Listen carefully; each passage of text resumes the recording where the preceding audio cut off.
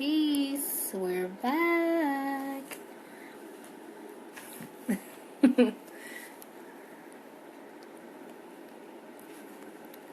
So, just still don't know how this shit works. Still trying to find filters.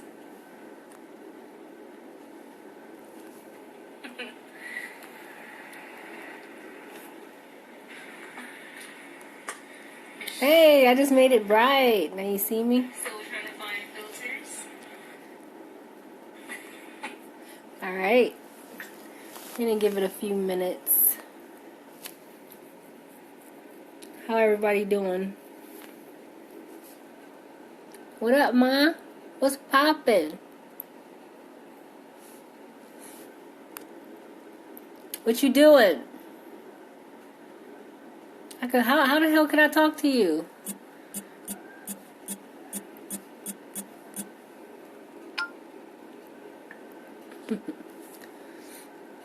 Are we done with this live over here on this? Thank you. It's actually filthy. I gotta wash it. The dirtier it is, the better it looks. After we do this live video, we're gonna go do a live video on a cipher.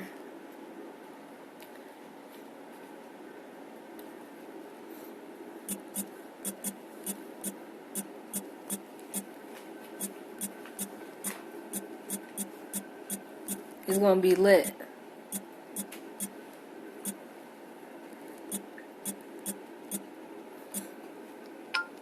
Cause then we could bug out.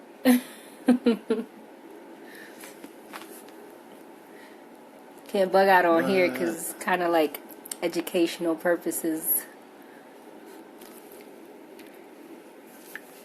He wants to teach people stuff. It's not letting me. Okay.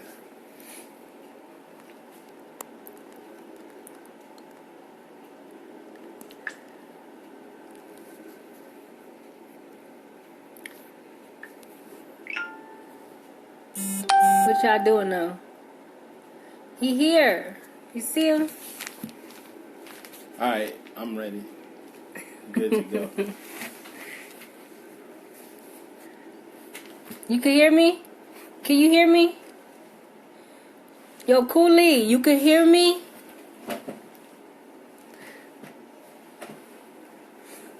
You know what? I think it's like a delay in time. People hear it? She can hear it? I don't know. Yeah, I heard the audio already. I know it works. Oh. So yeah. Okay, yeah. I'm gonna pick up where I left off, right? Okay. Alright, yeah, I was just starting to hit on it. Had this book that was written by this Native American dude. Long ponytail dude. It was like a professor. Okay, so yeah, it was just starting to get into the real shit. Right? Okay, so here we go. Alright, hit me when you get done. So yeah, for the most part, right? Like a lot of this stuff, man, people never heard this stuff before, and when I get into it, you'll see why it's important, right? So some of the stuff I'm gonna just be reading it, so just bear with me, and I'll break down what it means, like from my perspective. So basically, like one of the essays in this piece, it was saying like explorations in ethnic studies, right? And it was talking about how the Portuguese, what they called the Indians in Brazil, right? Okay, so it was saying the possibility that Native Americans were commonly called Negroes is very much supported by the Portuguese usage, right? Because during the colonial period, the Brazilian Indians were repeatedly referred to as negros da terra, which I've actually heard that before, right? Because we used to live in Brazil. So I've seen that in the books and everything. And that's basically like Negroes of the land. They called the Indians they called the Indians negros de terra, Negroes of the land. And we lived there. I mean, we seen the Indians, indigenous people, who still live in their tribes, away from the cities, away from, so-called civilizations. And yeah, they're not red men. Yeah, it was something that came to the children's school, and they were just like regular black people, Yeah. So, and I'm using that word black loosely. You know, if you in the know, you know what I'm talking about, right? We Moors. So anyway, yeah. So they called the Indians in a lot of cases. The Portuguese would call them the natives, negros de terra, right? And there's a bunch of examples, like in the 16th and later centuries. There's this dude named George Frederici, and he wrote like a bunch of these instances down, and it happened so often, right? Basically, this happened so much that there had to be a royal decree in 1755 to try to cut down. To try to cut down on the labeling of the Indians as Negroes, because they weren't just calling them Negroes. They're trying to take the land and the Aboriginal right, you know, to the land. So there was a royal decree in 1755, and it went like this: among the regrettable practices which have resulted in the disparagement of the Indians, one prime abuse is the unjustifiable and scandalous practice of calling them Negroes. Perhaps by so doing, the intent was no other than to induce in them the belief that by their origins they've been destined to be the slaves of whites, as is generally conceded to be the case of blacks from the coast of Africa. Listen to this, okay, because this is important. The directors will not permit henceforth that anybody may refer to an Indian as a Negro, nor that they themselves may use this as is currently the case. So what this is saying, basically, they're like saying, okay, it's out of hand, but this is all like after the fact, because Brazil actually became a colony in like the 1400s. Okay, so their history is way different than in the U.S., you know, 1776, when the U.S. was actually incorporated. They had theirs since the 1400s, and then way like almost 300 years later, they're like, okay, let's stop calling them Negros de Terra, you know, let's call them Indios. You know, that's wrong. After they didn't already ran through, took by the land. then they started mixing with them. You know, then their offspring, you know what I'm saying, could claim that, you know, that land, because they had already, you know, put their seed in that soil, so that they like, we don't got to call them that no more. They could just be we called also black. whiten them up a little bit too. So they came through, they ran basically through, created a whole new race. They're going to make a royal decree. Okay, we're not going to call the Indians Negroes anymore. And this is real, and this is on paper. Like, this is like, I'm not making this up.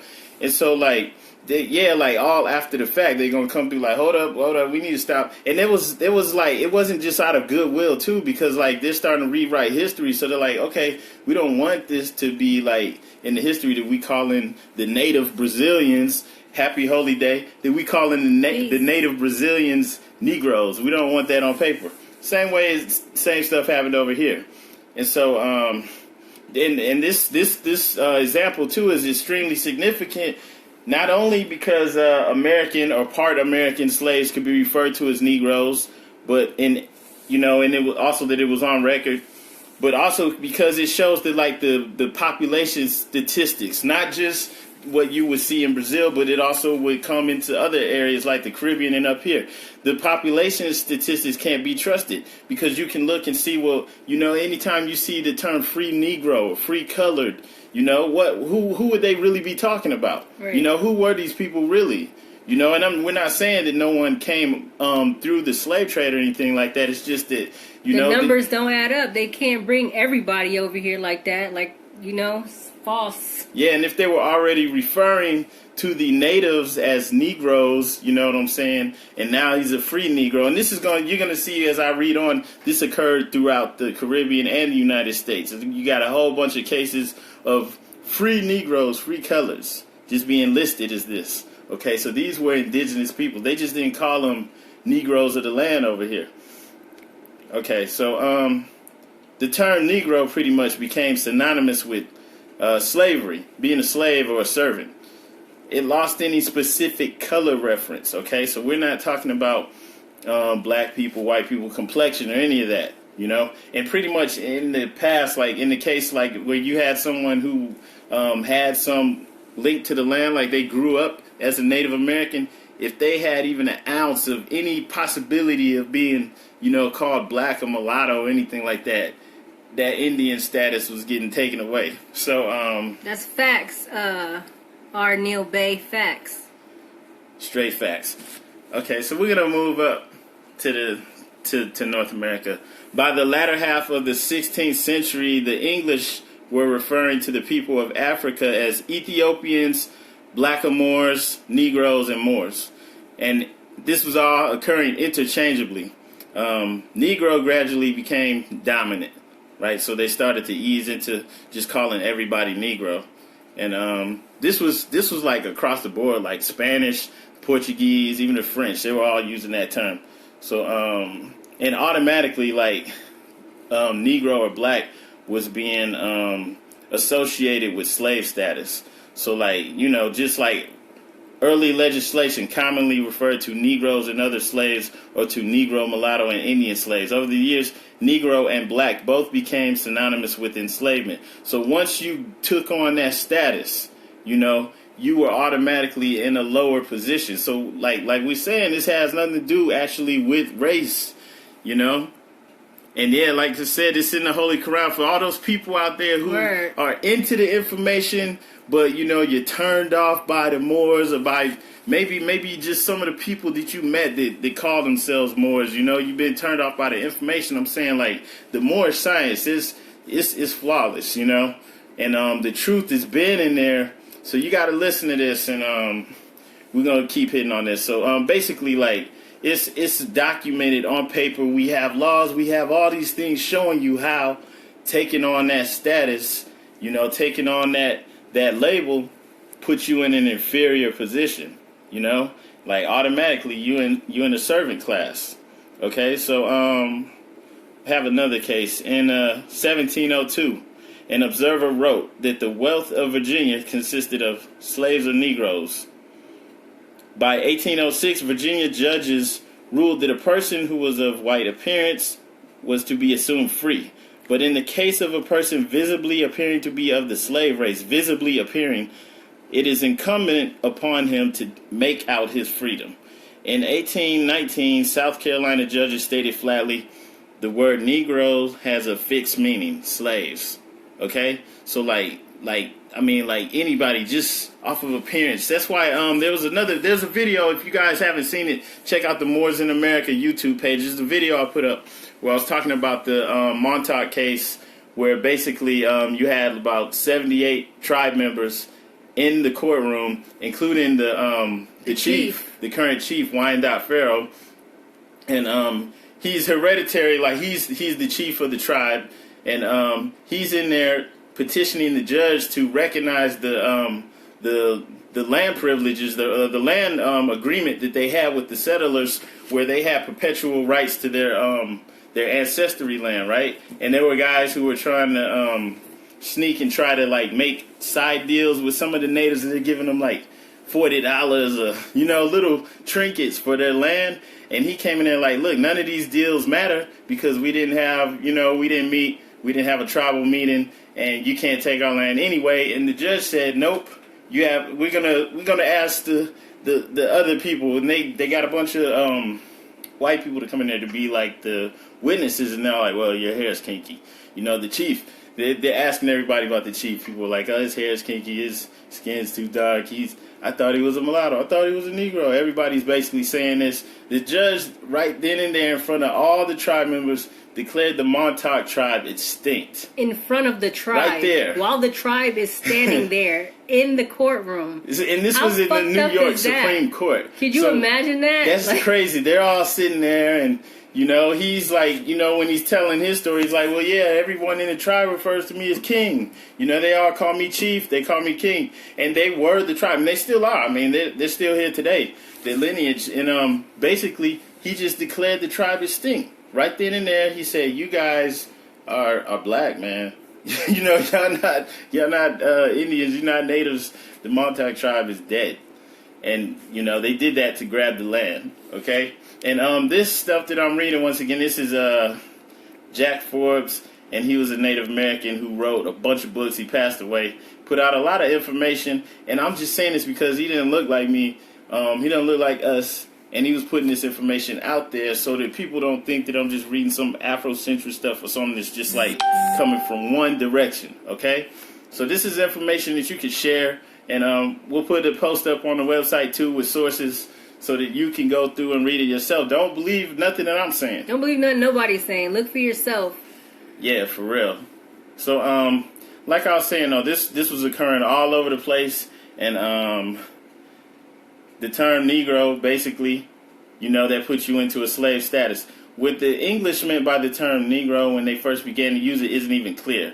In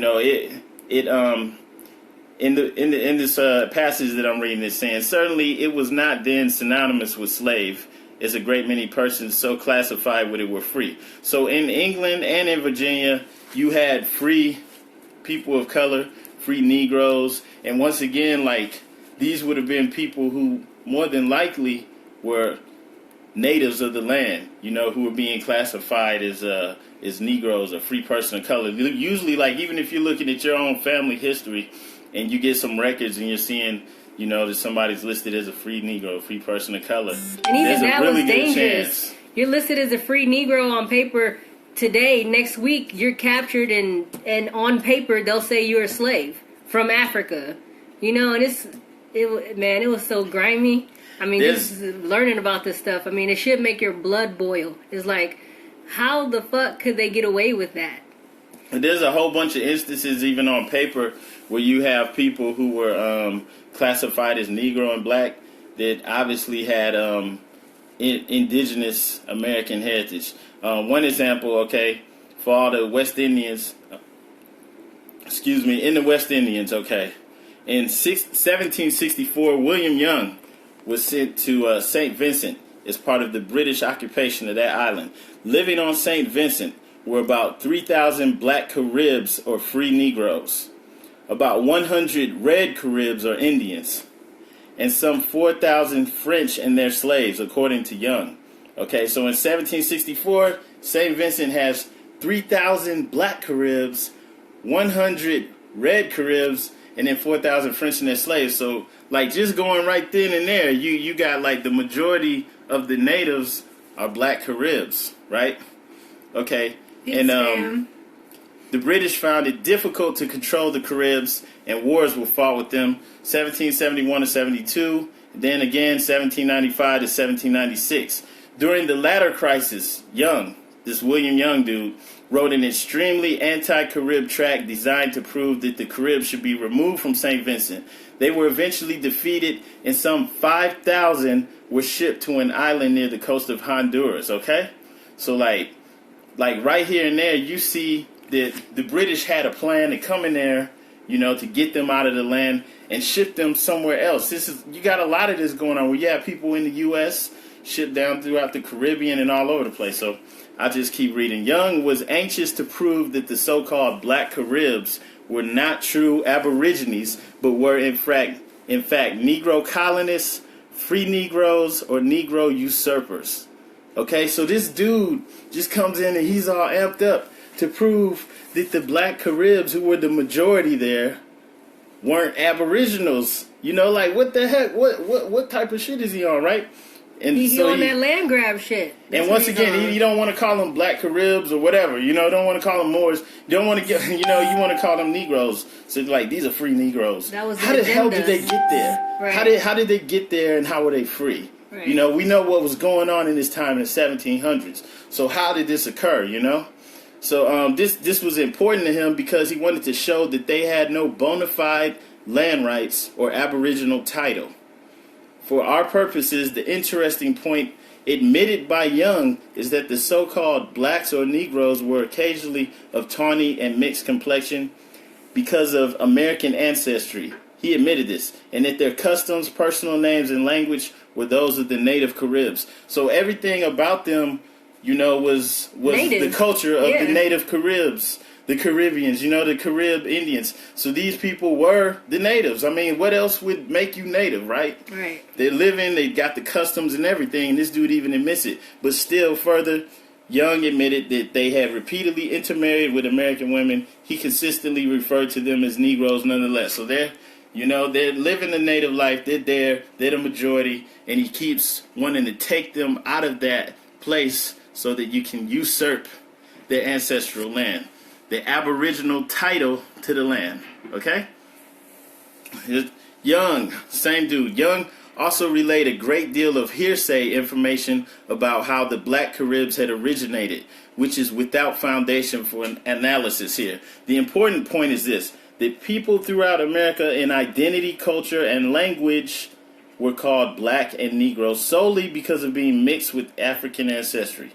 This tendency continues, incidentally, among white scholars who even today refuse to accept the Caribs' feelings of Indianness and continue to call them Black. So even today, like, if you know anyone is West Indian, I mean, all over the Caribbean, even up through South America, up to Barbados and Trinidad, and even up here in Louisiana, we have people who celebrate, of course, Carnival, and not just celebrate Carnival. We have people who know that they're Indians. You have the Mardi Gras Indians, you have the Caribs, you have Tainos. I'm sitting right next to a Taino, so you guys have this, and you still have it today. And you got fake outrage. You got people telling you that when you celebrate the West Indian Day Parade, you're dressing, you're being inappropriate.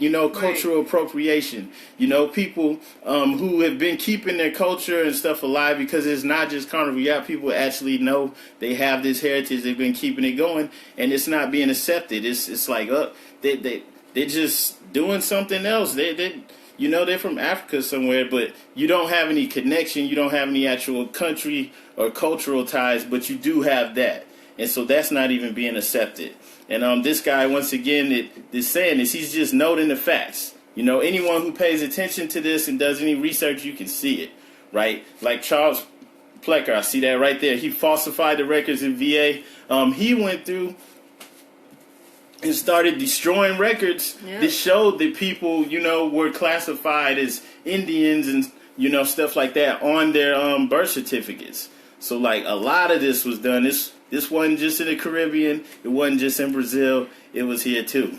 So, in 1619, some 20 Negroes were brought to Virginia. At least 11 have names of Spanish or probably Spanish character. Later, they were joined by Negroes and mulattoes with names such as Antonio and Don Pedro. These Spanish-derived servants could well have been part American ancestry. However, no evidence is available except they were largely secured from Spanish vessels. In 1676, you have one Gowan, an Indian servant, acquired his freedom in Virginia. 2 decades later, Mihil Gowan, a Negro, 2 decades earlier, Mihil Gowan, called a Negro, also acquired his freedom. It would appear that the Negro was probably father to the Indian in this case. So yeah, I mean, this is crazy. Like in Virginia, you got this guy named Mihil Gowan who's classified as a Negro, and he gets his freedom. And then, 20 years later, another Indian servant with the same name, who's like his son. He's classified as an Indian, So like this is like what was going on all over the place. You even had, in one case, the father. How's the father going to be this and the son? You had some cases where a person who was actually still alive, like 2 or 3 years later, they're getting flipped and turned into their status is getting changed from Indian to Negro. I'll get on that too. In 1670, the population of the Virginia colony was said to be 40,000, including 2,000 black slaves. Evidence indicates there could not have been that many Africans there, and also that there were a great many American slaves or servants. Thus, the total of blacks must have included a good many Americans. So this is saying, like, even with the numbers that, of the slave trade, and especially the amount of Africans that actually went to Virginia, there's no way they could have had that many black slaves. This ain't even counting the amount of free Negroes they had. Like, where were the free Negroes coming from? But in 1698, 3 fugitive Negroes were reported in North Carolina, of whom one was an American. List of Negroes imported into Virginia 1710 to 1718 includes at least 69 Indians, mostly from the Carolinas. Then there was a list of Negroes brought into New York, 1715 to 1736, included many slaves of probable or stated American ancestry from Jamaica, Honduras, Carolinas, and Virginia. So you had Negroes and Indians from Jamaica, Honduras, Carolina, and Virginia going to New York. Right. You know? And like if any of these people were children, you know, or had children, the children are getting taken away and sent somewhere else, and everybody's being told they're from somewhere else. And like you know, this is like happening all over the place. So people are being told, you're from Africa, you know? And their status is getting changed, and it's getting harder and harder on you if you're trying to retain that native indigenous status, you know, because the laws are getting harder on you. Right. They didn't kill us. We still here. They just mixed and confused us. But, you know, everything that happened then, it's all coming back to the light. It's all coming back to the surface. I mean, we're in the information age, and, you know, everything, our DNA is coming online. You know what I'm saying? We're sharing this information. More and more of this truth is coming up. I mean, it's out there. You know, we have regular rappers, you know what I'm saying, talking about black people are indigenous, you know?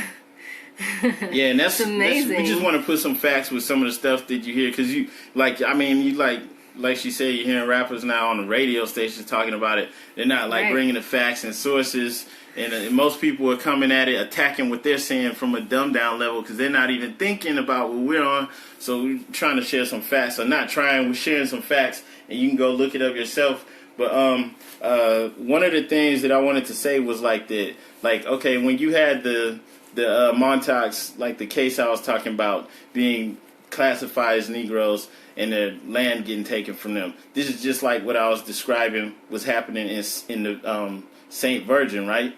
This guy, this British dude, is sent there to cause confusion and trouble, to start telling everyone, including the Indians, that you guys aren't Aboriginal, you're not from here, I don't care if you look like an Indian, you call yourself an Indian, you got the language, the culture, all this stuff, you're not from here. Boom, send them out, send them all over the place, you know?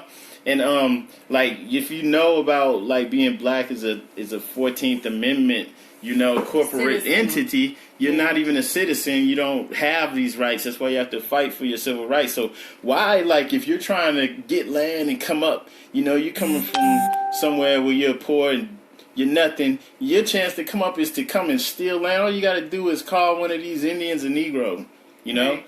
One of these Moors. you know, like, come on, man, you're going to accuse them of being a Negro. You're going to try to put everyone in that status because this land grab, it's like, come on. So that's what was going on. That's the get true these people slave out trade. of their place. Right? Create and that's a slave, the paper genocide. trade, that was the real way.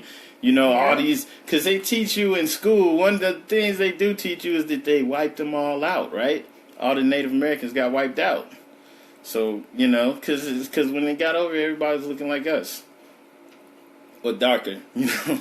So, in 1717, we have the Vestry Book of King William Parish, Virginia. It records 1 year Robin, an Indian, and then 2 years later, Robin, a Negro. So this is like a census, you know? And it's saying, okay, Robin, 2 years later, is getting classified as a Negro. That's in a similar manner. While he was still alive. Like, it's not like he died and then they changed his status. Yeah, how the hell are you going to do that? They changed it while he was alive. At least with the one I was saying before, where the dude's son is classified as an Indian, they could be like, well, maybe he married an Indian woman or something. But nah, this is happening while they're alive. 2 years later, you what was it, Sammy Sosa? You know, 2 years later, Sammy Sosa's white and, you know, he got the bleached skin and all that stuff. It's like, come on, man. So she went in the other direction, or Robin became a Negro. And then in a similar matter, in 1691, you got a list of Negro slaves in York County, Virginia, includes Kate Indian. So Kate, the Indian, was a slave. And then in 1728, the Negroes includes, let's see, we have Indian Robin. Robin is a common name for slaves in American ancestry. So I guess in that same house, the person who's being classified as Kate Indian becomes basically a Negro. So in 1748. Okay, we have an advertisement in New York for a Negro manservant called Robin, almost of the complexion of an Indian, talks good English, can read and write, and plays on the fiddle. Yeah, I keep up with this because, like, that whole Robin Hood shit, You know what I'm saying? They're calling Negroes robbing as, slaves robbing, okay? In 1723, Virginia adopted a law depriving free Negroes, mulattoes, and Indians of certain basic civil rights. The act was disallowed by British officials, but in 1735, Lieutenant Governor Gooch defended it by asserting that he wanted to make a perpetual brand of free Negroes and mulattoes by excluding them from that great privilege of a free man. And this is a quote. He wanted to make the quote, free Negroes sensible that a distinction ought to be made between their offspring and the descendants of an Englishman with whom they were never to be accounted equal, end quote. So, since the act applied to Native Americans and half Americans, which back then, when they were saying mulattoes, this is basically what they're talking about, right? Like somebody maybe mixed with European heritage or something, okay? Or just anyone who's like mixed with, anything. They would just call you a mulatto. And today it's not like that. It's just mulatto is just white or black mix. It says Gooch's language would seem to include them under the general category of free Negroes and mulattoes. So basically, Native Americans and half Americans were getting put under the category of free Negroes and mulattoes, and he wanted to make sure anybody who had any kind of darker complexion was automatically put in that status, and is known that, hey, this status is under white. A welcome clarification of terminology was provided in 1719 by the government of South Carolina when it decided, quote, and for preventing all doubts and scruples that may arise what ought to be taxed on musties, mulattoes, etc. All such slaves, like mestizo. All such slaves as are not entirely Indians shall be accounted as Negro.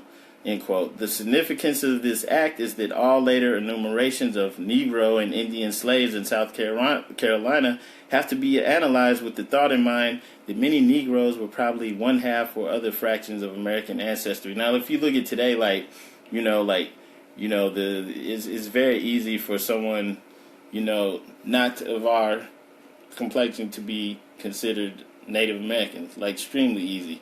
And this is why. Because, if you had anything about you that could imply what African ancestry you were, classified at that time as Negro, then black, then African American. Even if you were 100% Native, 100% Indian, or whatever you want to call it, they didn't give a fuck. They're just going to call you, Negro, black, color, whatever, so that you had no rights to your land, to your resources, to shit. You're just becoming a slave.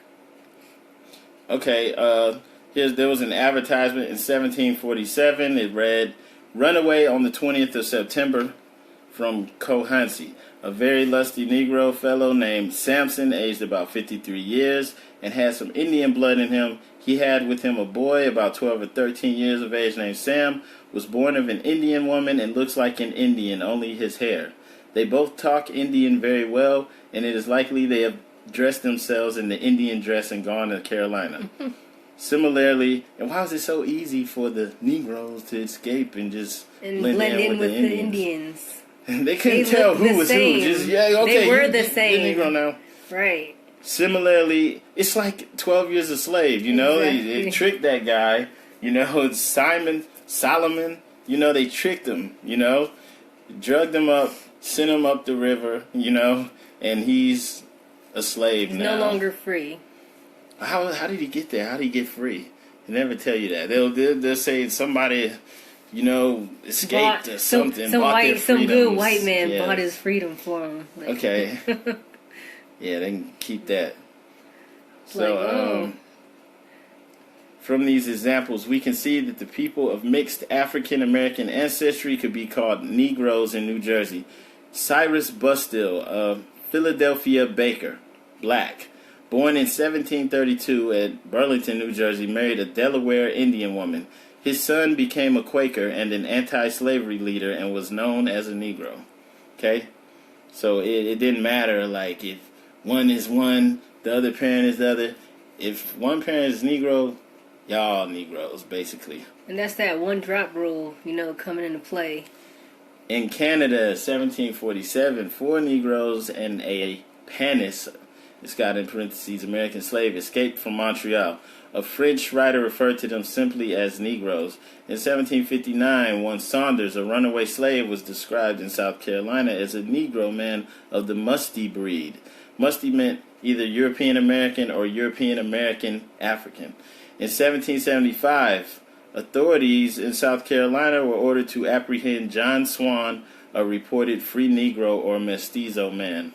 In the 1780s, certain white Virginians began to agitate for the termination of the Ginkaskin Indian Reservation in Northampton County. The reserve was described as an asylum for free Negroes, and it was alleged that the Americans have at length become nearly extinct, there being at this time not more than 3 or 4 genuine Indian at most. The place is a harbor and convenient asylum for an idle set of free Negroes. In 1812, it was argued that that same place is now inhabited by as many black men as Indians. The Indian women have many of them married black men, and the majority probably of the inhabitants are black and have black blood in them. The real Indians are few. The reserve was divided in 1813, and by 1832, whites had acquired most of it. In 1828, the Ginkaskin descendants were described as respectable Negro landowners. So, like, basically, like, they're classifying more and more of them as Negroes. They're getting paper genocided out. And they're like, well, there's none left. They're all black men now. You know?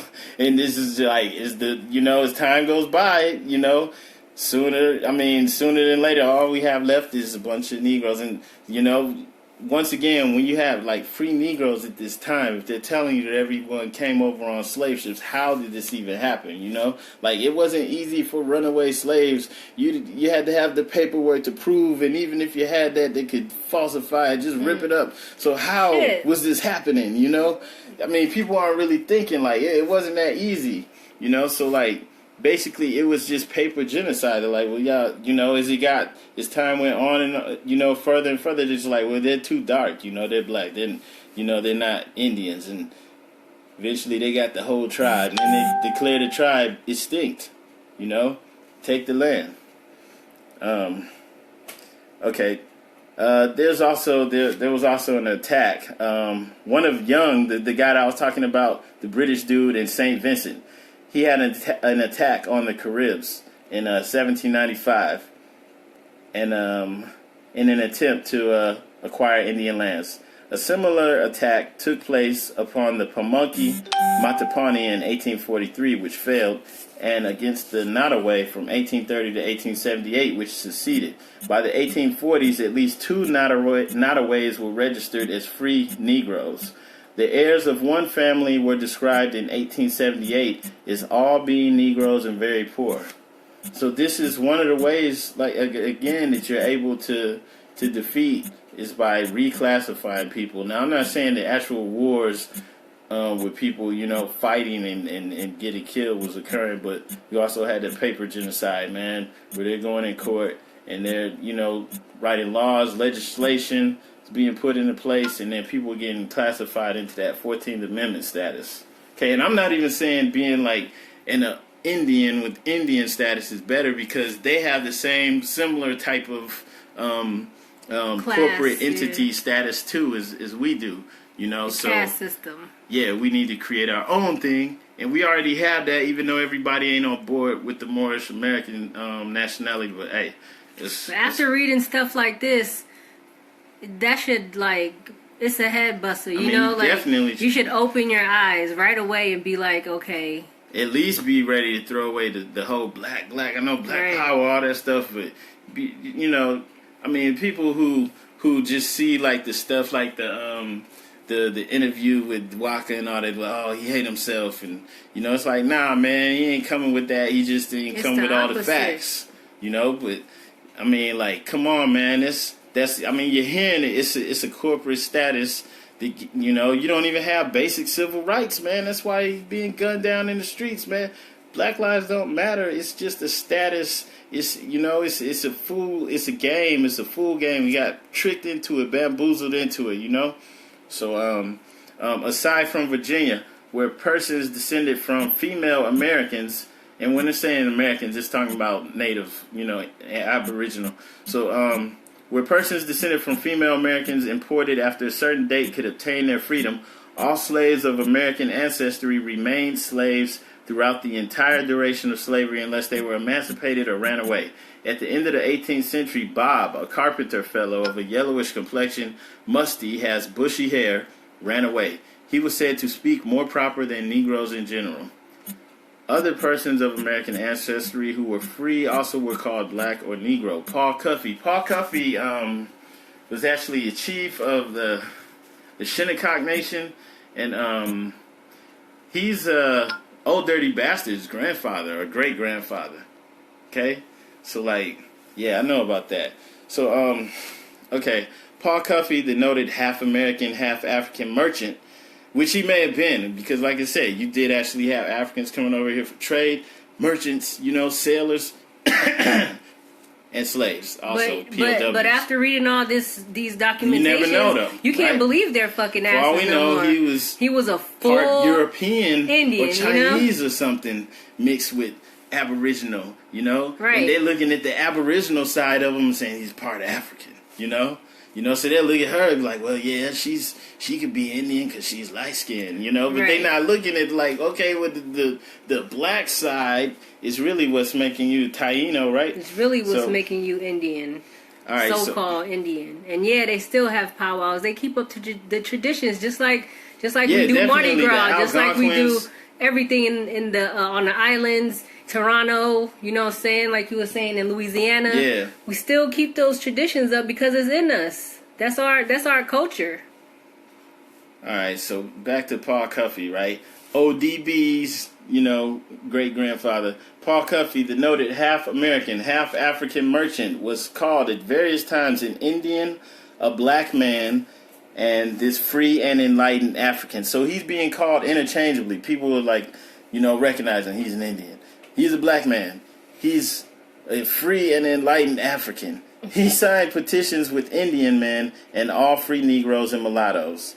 Other examples of a similar nature abound. One author writes that the Sampsons and Galleys, property owners and school teachers, though predominantly of Indian blood, were leaders among the free Negroes of Petersburg, Virginia in 1860. So the Indians are, intermixing with the Negroes, and they're fighting for the same rights and stuff, So they're like the same people. They just didn't get put in that status yet. It's coming, because ODB was in the Negro status, just like most of us, right? So, Virginia tax rolls and census records from the 1780s to 1850 have numerous examples of people of Indian tribal identity being classified as free people of color. What does it say about that? Or as mulattoes. In fact, the practice was almost universal. Some were also classified as FN, free Negro, or B, black, in various records. In certain counties, such as Southampton in 1830 and in parts of Delaware, virtually all free non-whites were categorized as FN, free Negroes.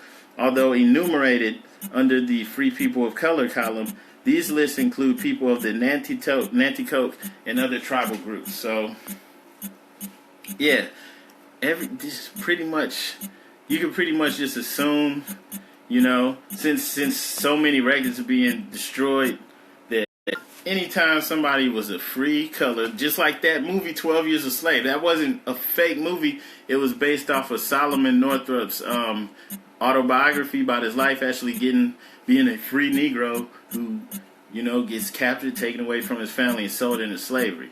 Okay, so pretty much anytime you had these free Negroes, they were Aboriginal Indians, whatever you want to call them. We're Moorish American. We have a nationality. Whatever you on, and get with it. Right. All right, you're not gonna get Real free shit. claiming Cherokee or any of that stuff, man. Okay, it needs to all fall up under that.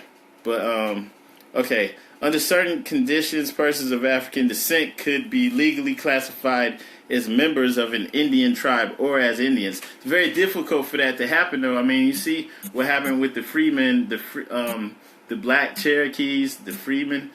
Like, there was like a government. I don't remember the exact details, but there was a lot of money coming to the tribe, basically from the government. And they just so happened when they're about to receive all this money, probably casinos, kick out a whole bunch of people. And who's the lowest man on the totem pole? Like, literally, you know? Negroes. They're not Indians. They're Negroes. Okay? And you're out once that happens. And so, like, I think they fought back and some of them got back in. But I'm just saying, like, it's still going on to this day, right? So, under certain conditions, persons of African descent could be legally classified as members of an Indian tribe or as Indians. In a treaty with the Creek Nation, the Commissioner of Indian Affairs noted in 1832, an Indian, whether of full or half blood, who has a female slave living with him as his wife, is the head of a family and entitled to a reservation of land. Also, free blacks who have been admitted as members of the Creek Nation and are regarded as such by the tribe, if they have families, are entitled to reservations of land. So that's why, you know, you do have some people that look like us and darker who have their native status. There are some places where they could still get in, but it's like I said, you saw you heard what I said about the Cherokees. You can look that up. This is real. I mean, like, a lot of people got kicked out the tribe because they're black, and that's it. You know, so like it's not like they did, you know, blood tests. They didn't do genealogy. They didn't do shit. Nah. They just looked at you. If you was too dark, you gotta get the fuck out because you know the white man said if you're dark skinned, you can't claim Indian because they killed you on paper so that they could take that name away from you so that they can own your land. Exactly, and for some of the people out there that's so stupid, you still hear this be like, well, you just don't want to be black, don't want to be African. It's like, whatever, man. What is that getting you? Beyond that, you're not a citizen using those terms. You know, probably like way fools. more revolutionary than whoever's saying that to be. Right. You know what I'm saying? On the next level shit. It's like, dude, claiming some ancestry that you have no connection or ties to, you know, for real. It's not going to get you anywhere. And go over here and say that was shit. Specifically legally, it's in there like of West African descent. It don't specify any nation or country. Just West African descent is a slave. You know, you're just from the continent. You're just repping the continent. You're not even human. You know, you're just putting yourself in a legal status that makes you no different than the chair that she's sitting on. You're just property, you know, the Dred Scott decision, you know. Nobody knows what this stuff means. Look it up. Get yourself educated. You have to. Hopefully not preaching to the choir. Share this. Get this out to your family, even if you think they're not ready for it. Because people don't even know that stuff like this was happening, you know.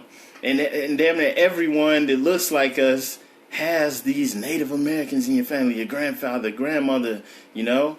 And if people are stupid because they're thinking, oh, you know, the good hair, light skin, and all this stuff, you know, and it's like, come on, the Native Americans look like Akon. They look like Africans, and that's why, you know, they can say you came from Africa. It was all the same people all over the planet looking the same. That's why you can go from place to place easy. Yeah, so can't nobody come with some self-hate mess. It's like, come on now. You know, it's saying the natives look like the Africans. So, in 1860, all persons of African ancestry who had been slaves were granted by treaty citizenship in the 5 civilized tribes of Indian Territory. The general trend, however, was to enroll the more visibly part African personas as freedmen citizens and to restrict their tribal status. This is how the Cherokee was able to just kick their asses out. And this is how come if you go look at the Cherokee, like, I will pull up some pictures and stuff for you, but if you go look at all the leadership and stuff, it's like, you know, they're fucking white.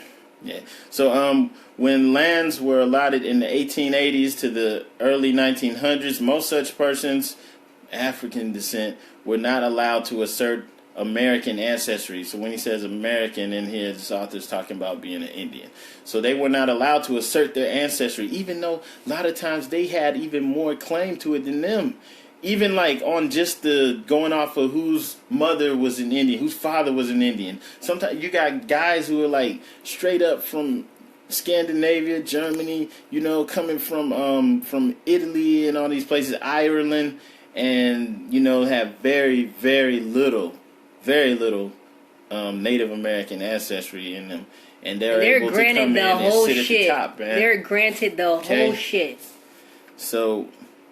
Yeah, when the lands were allotted, these people weren't allowed to assert their ancestry and were denied future rights as Indians. During the Seminole Wars, a new term seems to have been coined, that of Indian Negroes. One source, General Wiley Thompson, asserted in 1835 that they are descended from the Seminoles and are connected by consanguinity. Other writers refer to them as the hostile Negroes and mulattoes in the Seminole Nation, or simply Indian Negroes. Few white writers seem to have continued the use of Indian Negro. However, in the Yuchi language, mixed people of that type were referred to as Gospichala or red black people. Red black. Yeah. So some of you, especially you like from the South, you've heard some of these things before. In North That's Carolina, many people of the Lumbee Indian identity were categorized at times as Negroes. So in North Carolina, people who were Lumbee Indians were categorized as Negroes. Just out the frame. In 1837, Charles Oxendine of Robeson County was punished as a free Negro. In 1842, one of the Brave Boy family was called a Negro, while in 1857, a Chavers was charged as a free person of color with carrying a shotgun. You see, like, black folks can't do anything. He was not convicted because the act specified free Negroes, and he was charged as a free colored. The court stated that free persons of color may be persons colored by Indian blood. The indictment cannot be sustained. So all this stuff is race-based, man. So you see it's the crazy. game. It's a game, man. It's crazy as hell. So it's like whatever you are coming into the court, okay, whatever you're claiming, they're going to change it just so they could convict you. And it's like in your face, changing it. Anything that, they change the laws. They just change it, on a whim, just so that they can take your shit. Alright, so in a similar situation, some white men took away guns from the Pamunkey people in Virginia in 1857. The governor had them returned, but stated, if anyone become 1/4 mixed with the Negro race, then they may be treated as free Negroes or mulattoes. Virginia at this time defined a mulatto as 1/4 or more African. In 1856, in Louisiana, the Black Code was said to refer to offenses involving slaves, Indians, and free persons of color. Many narratives of ex-slaves recorded in the 1830s reveal Indian ancestry. One such person called an Indian was Uncle Mobile Hobson of Virginia. He says, it come time to marry, and he married a black woman. That make me black, I suppose. Alright, so he was an Indian, and he married a black woman and said, that made me black, I suppose. In 1871, a white writer of Maryland observed, in Dorchester County at Indian Creek, some of the last Indians of the peninsula struck their wigwams towards the close of the last century, and there are now no full-blooded aborigines on the eastern shore, although many of the freeborn Negroes show Indian traces. Quite commonly, however, some of the freeborn Negroes of the eastern shore continue to identify and survive as native people. The whites often try to deny their Indianness, as in 1856 when a marker was erected to commemorate a woman who had testified that the Nanticoke people of Delaware had African ancestry. The Indians were referred to on the marker as arrogant Negroes that assumed to be what they were not. So you had these people who were, black people. They were Indians. They were Moors. I mean, the Nanticoke Moors, they're actually called Moors. They called the Indians there Moors and Negroes interchangeably. They have Indian Moor schools. I mean, like, for real. Like, you should look that up, Nanticoke Moors, and you can do more than I can talk about right now. So, like, they actually have, like, a marker commemorating some woman that testified that these people were acting like they were Indians, but they're not. Okay? And she's just basing this off the fact that they're black. They're black. They're Negroes. They can't be Indians. So this is how it was happening. During the 18th century, most persons of mixed race, but back to that, how could they call them Moors, Negroes, and Indians just interchangeably, unless they were us? During the 18th century, most persons of mixed race, especially if free, were classified as mulattoes, musties, or persons of color. The term Negro was perhaps less likely to be used for such people except as noted in the examples above. This usage continued in some states, such as the Carolinas and Virginia, well into the 19th century. For example, the jurist of South Carolina noted in 1852, "It is not according to the use of language in this region to speak of one altogether black as a person of color. The phrase is almost exclusively applied to one of mixed blood and color." A change took place in such states as Indiana, Kentucky, and elsewhere, like in the 1850s through the early 1900s, as the term Negro came to encompass most persons of part African descent. So they used to be like in the case where we were saying this dude had gotten arrested for carrying a shotgun, and he was charged with being a free person of color. You know, they don't have the right to do that, and he got off because he wasn't a free Negro carrying a shotgun. So it's like, oh, he's a little lighter, he got a little something else in him. He's cool, you know? So basically, like, then, and this is saying, like, as time went by, it started to be like, hey, it don't matter how light you are, how, whatever, anybody, anything look like us, you can't be Indian, you can't be anything but Negro. This change may not have affected people, peace, of solely African and American descent, especially if the African ancestry predominated, since many but not all Native Americans were dark or dark-colored without African ancestry. Okay, and I'm going to show you this author who's saying this, Jack D. Forbes. He's like represents like the typical Native American that you would see. And I'm not saying he's not real Native American. He's Native American as far as I'm concerned, but, you know, long black ponytail, long hair, strong big nose and all that stuff, right? And he's writing this stuff. So I'm saying, like, you know, it's not like, you know, it's some Afrocentric stuff. This is just him stating the facts. He's documenting American Indian history, and he's documenting the, you know, this is the atrocity. This is the genocide. This is a big part of it. Because you're talking about millions and millions of Native Americans, boom, being taken out. And they said that they were killed.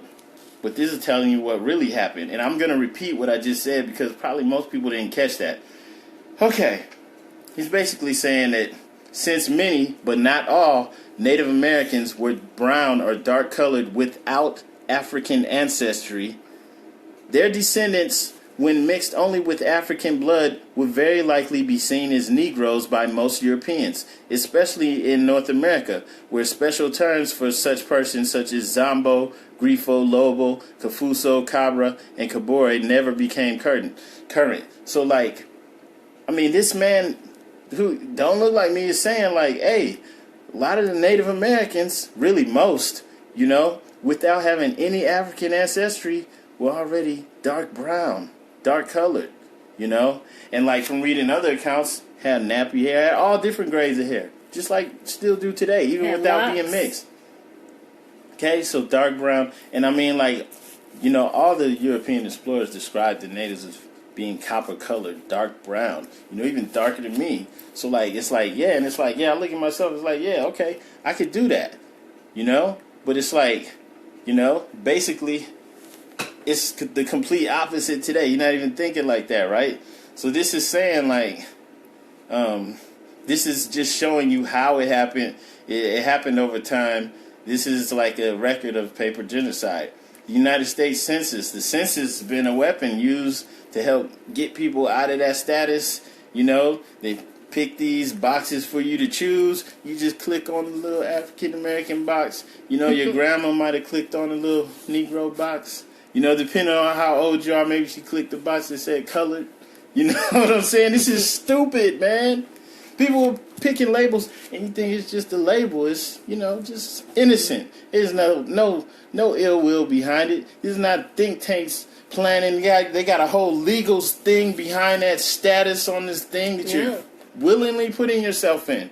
You know, and this wasn't always willing because, like we said, with the cases where you have actual tribes being declared extinct, they got all these vultures coming out to take the land, and they're all like, oh, they're not Indians, they're Negroes, okay? But you got an Indian who's recognized as an Indian, who was a well-respected Indian author who started the Indian Studies programs, right. Okay, saying that, hey, that's not how it went down. A lot of these Indians were, I'll get his words, were already brown or dark colored without African ancestry. Their descendants, when mixed only with African blood, would very likely be seen as Negroes by most Europeans. So he's saying, like, hey, they already were looking like Africans anyway. So, of course, a European will say, hey, that's a Negro. Like, they're already black. They're Moors. Okay? So somebody who would have no trouble passing for Indian now or then is saying that. So the U.S. Census, United States Census, also tended to expand the use of the terms black or Negro. In 1890, black was to be used for all persons having 3/4 or more black blood. In 1910, black was supposed to be applied only to full-blooded Negroes, while the matter of who was an Indian was left to the enumerator, the person who worked for the census.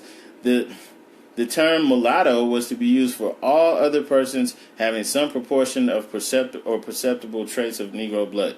It is certain that large numbers of Americans or part Americans were classified as Negro or mulatto under these rules. For example, of the Mattapony tribe, only one person was counted as Indian by the census out of a reservation population of at least 40 persons. So he's saying this census dude comes to the reservation wherever they're living, and he only considers one tribe member an Indian, And that's that crazy. one person probably was like mixed with was German or something, Yeah, one light-skinned person. He found the one guy who's like, hey, looking like Donald Trump or something, The one guy whose great-great-grandmother, was a real Indian, and he's like, okay, that's the Indian. The rest of y'all are like free colors, free Negroes. Similarly, and this guy is telling it. He's spilling the beans. What are we reading? I can't scroll all the way back up to the top. But Jack D. Forbes, Asia, just look up Jack D. Forbes. I'll repeat the title at the end. But it's all going to be up on moorsinamerica.com. And just go back and listen to the video because we're going to save it. It'll be on there. Just rewind it because this all makes sense. This is like, these are bombs, especially like y'all need to share this with your family. They need to hear this and know this. But like this is crazy because like just with that, like the census worker, he goes to the Mattapony and he only considers 1 out of 40 people an Indian. And you can guess that person, there's no way he could have had brown skin, couldn't have been copper colored like the Mattapony would have been when they, before they started getting mixed with European blood, right? So, and that's jacked up. But that's not the only time it happened. The Puswatuck of Long Island had only one person counted as Indian, doubtless because the rest were enumerated as Negroes or mulattoes. And so, like, I just gotta say this again, man. Jack D. Forbes, cool and all, respect him. He rest in peace. But he wasn't just doing this to make black people feel good about themselves. He was just telling the truth. He found just facts. telling the truth, man. Documenting his people's history. Okay, so we have 2 instances where the damn census worker come and only finds one Indian on the whole tribe. Everybody else, y'all gotta be something else. Y'all gotta be Negroes. Right. You gotta be. Okay, so, and if their descendants, think about this, right? If their descendants didn't fight to keep that heritage going, then they're like me. My grandfather told me that his father was a Blackfoot Indian, right? He lived in Tennessee. He had a farm. He owned a lot of land. He was successful. Had a big family, 18 children. And, I talked to my mom about it. He never told her. You know what I'm saying? I got some cousins and people who heard this, like for real. And then there's some who never heard it. They don't know. You know what I'm saying? And the reason is because, like, okay, you living in a tribe, the people's coming. They're making sure that all the black people's getting all the darker skinned people are getting counted as Negroes, And then if there's one light skinned person there, they're like, okay, that's the Indian. The rest of y'all gotta go. And that's what's happening. Everybody didn't fight to keep it up. Other people, they just trying to make it, man. They doing what they can. They're like, okay, I'm gonna be a free colored person, and I'm gonna own my land and do what I gotta do, and pass this down orally. And so that's how come some of y'all had this in your family where you heard this person was Indian and that person was Indian. That's how come. Okay. And so, because like people, you know, especially like people that are on tribes, just well, why aren't you, I mean, on a reservation? Why aren't you on a reservation? Why don't you have this, this, and that? It's like, this is why. We're explaining why, you know? Okay, and it's not me just explaining it. One of your own was explaining why. Okay? So the 1910 census counted 2,255 Negroes who were part Indian and were enrolled members of tribes. Another group of 1,793 tribal members were of mixed European, African, and American ancestry. Thus, only slightly more than 3,000 persons were part African were counted with the Indian population, as compared with the hundreds of thousands who were doubtless counted as Negro or mulatto because of living away from a federally recognized reservation area. So this guy is even saying the same thing that I said. You got hundreds of thousands who's, you know, not even being counted as having any Indian ancestry at all. Because they're not living on a reservation. And why would you? Why would you fight and struggle to live on a reservation? They don't want you. The government is making it hard on you. You cannot get that status because you're too black, you know? Yeah, because in a courtroom with Native Americans or Indians in the courtroom, they told them that they didn't exist. It's like, what? You're telling people who's standing in front of you guys are extinct. That they're no longer here.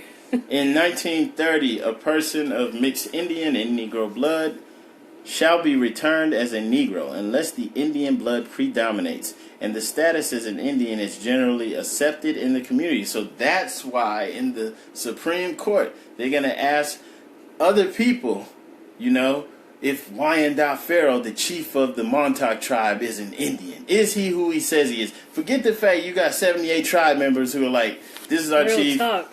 And, you know, he has his lineage down. This, you know, the last pharaoh, you know, he's got it. And they're going to ask a bunch of white neighbors people. And people that live around the area, you know, because you got some people that want that land. And that's how come Long Island is what it is today. And the Hamptons. And we have all these nice places now that ain't owned by people like us. You know, that's why they got that. Free land, that's how they land took grab, run on it. Just pick an Indian and call him a nigga. That's all you had to do. So in man, that's this ain't a joke, up, man. It's fucked up, but it's real. Y'all share this, spread this. It needs to get out there. So in 1930, a person of mixed Indian and Negro blood shall be returned. Okay, I already read that. Shall be returned as a Negro unless the Indian blood predominates.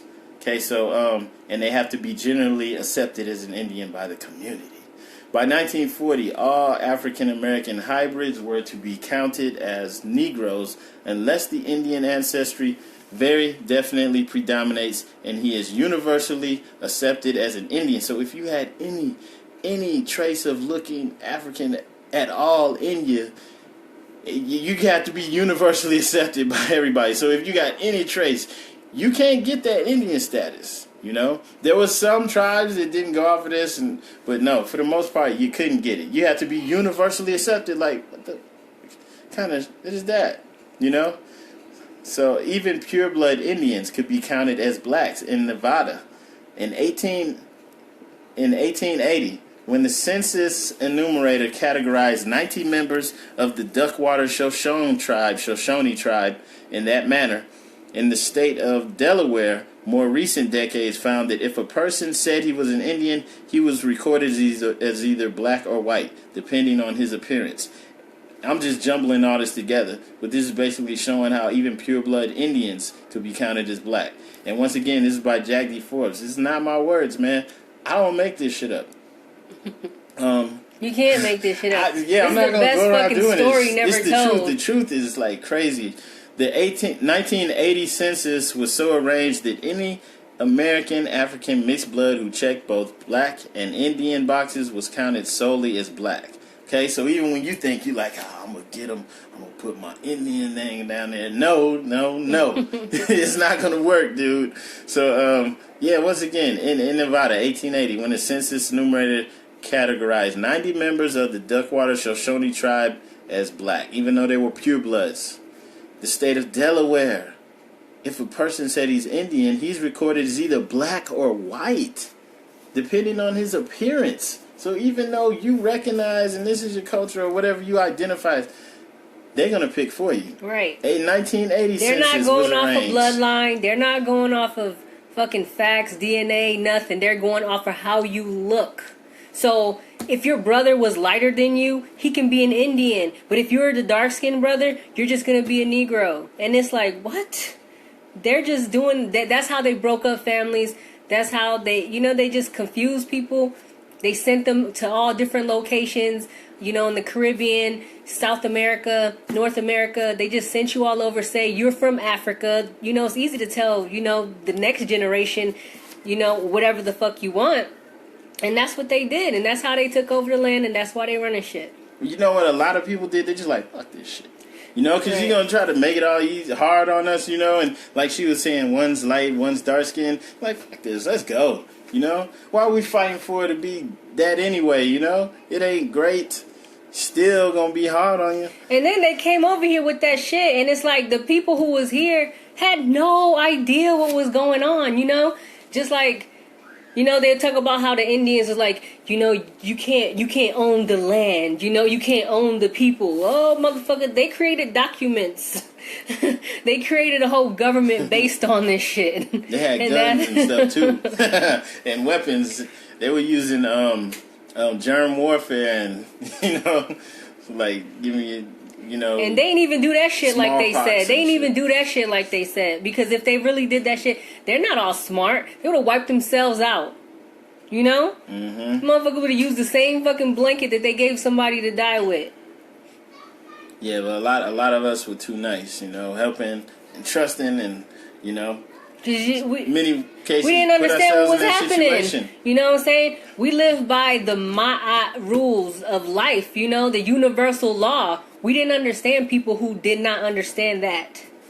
So, in summary, like we're winding this up, it seems clear that many persons of Native American ancestry, in whole or part, have been at times classified as Negroes or blacks. This is a matter of considerable significance for the scholar seeking to understand the actual ethnic or racial identity of non-white persons in the North American, British colonies, and in the United States over the centuries. So for just to clarify this, the reason why I was reading this, is because it wasn't written by me. It was written by somebody who has no problem being real, recognized, authentic and recognized as a Native American, because this is one of the great Native American authors and scholars, okay, who created a Native American Studies program. And he's just reporting the facts. And he said in here that, basically a lot of the Native Americans were brown, dark brown, and were undistinguishable from Africans. And they getting classic, and he said without having African ancestry. Right. He's acknowledging Africans came over here and mixed, but he's also acknowledging that a lot of them didn't need to mix to look like that, to already look African. Okay? So all the simple-minded, because there's some simple-minded fools out there that are so stupid, they'll hear this. Fight against the truth. They'll still hear this and be like, but you just hate on Africa. Like, shut up. Damn. They want to claim Africa so like, bad. It's like, you don't have to claim Africa.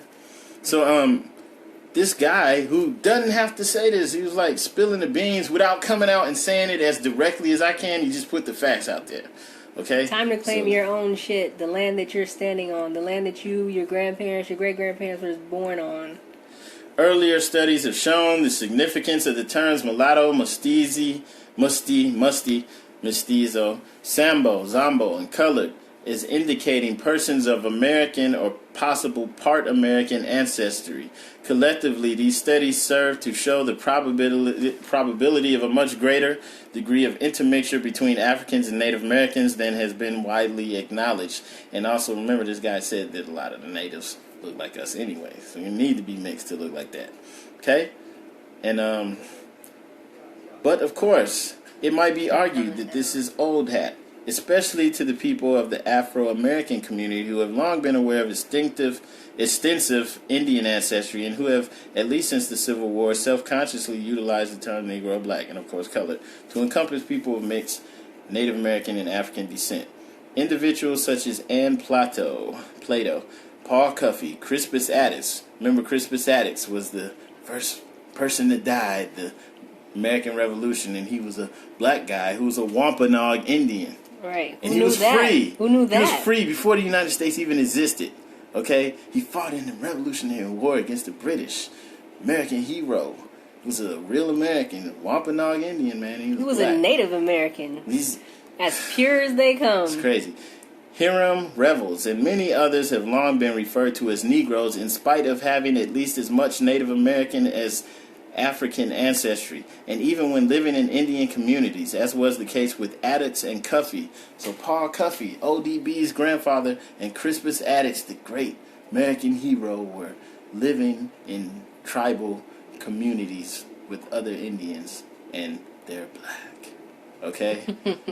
Moors. So, and they just, you know, like, I mean, who's to know who's mixed? You don't know if you got Chinese and you could be dark as hell with nappy hair, and you might have some Chinese in you, like, recently, like a great-grandparent or something, great-great-grandparent. So you can't look and tell, right?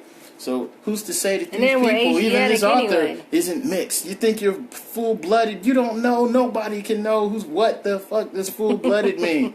Especially now. It's like if your ancestors were over here, living here, before the European colonizers came, you were a Native American. And that shit doesn't matter if you're pure. You can be Aboriginal, autonomous American, whatever you want to say. You know what I'm talking about. You can be 110%, and they'll have your ass in court, write a fucking document saying that you don't exist.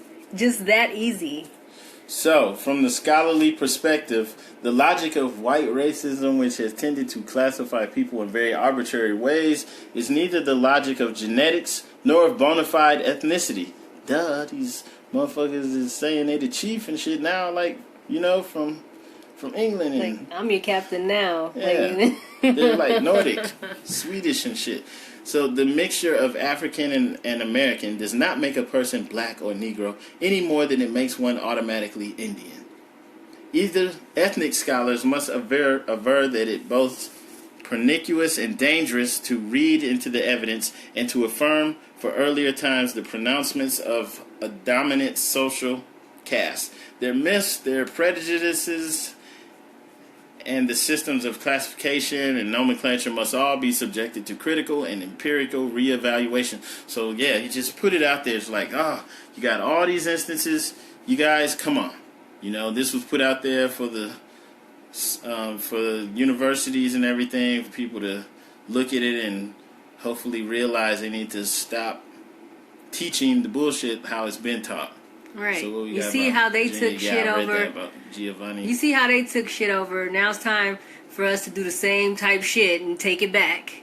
So we had an overgeneralization occurring. It was ridiculous. As an example, we find the white Virginians agitating for the termination of the Jinkiskin Indian Reservation in Northampton County. Forbes cites the reason for this agitation is the area was an asylum for free Negroes, and the presidents of Indians with small affinity. The date for this event was 1780. Okay, so I mean, like, basically, this thing just proves that, you know, the paper genocide, or whatever you want to call it, was used all the time to just keep dwindling the tribe, you know, the tribal membership down, and saying there's no pure-blooded Indians left, everyone's Negro, and it just puts it out there. It shows it is blatant. And I just wanted to share that with you. You know, hey, African blood, American blood, it's all good, you know. This guy knew it. He can't just come out and say it like we could, you know, but he said it. And so all I was doing was reading his essay. I'll get the title of it for you. The use of the terms Negro and Black to include persons of Native American ancestry in Anglo North America. Jack D. Forbes will also put a post up on the Moors in America website. This will be on the Facebook page, on the YouTube. Props to the brother for putting that out.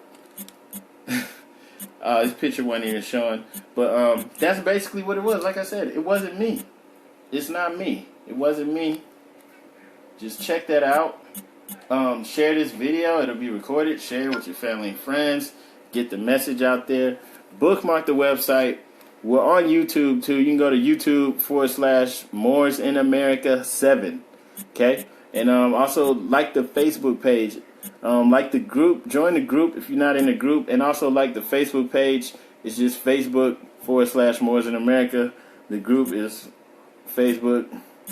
You can just search actually for Moors in America. They'll probably both come up. And so, and we're on Twitter too. Twitter Moors in America, and just we're getting the word out, man.